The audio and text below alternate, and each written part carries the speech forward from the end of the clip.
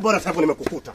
Sasa wewe baba, hivi katika maisha yako yote umezunguka wewe, hujaona mwanamke mwingine mpaka umfuate huyu mwanangu. Una shida gani wewe?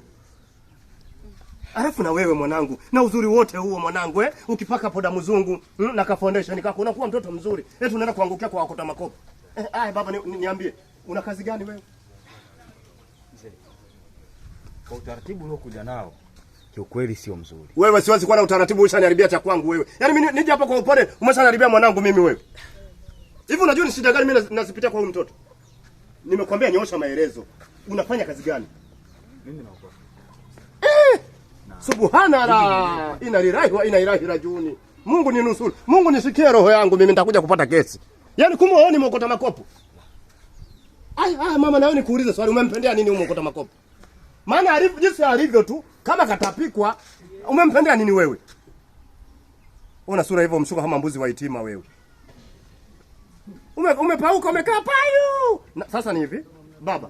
Yaani kama mtaenda kuokota makopo wote, mtapelekana. Na hapa alipo ni mjamzito. Ana mimba ya miezi sitaki kujua. Ana mimba ya miezi miwili. Sasa mama, kwenye bangaro leo wewe tarusha ngumi za kila rangi. Mzee, naomba unisikilize. Huyu binti yako, sawa? Mimi hali yangu naijua mwenyewe.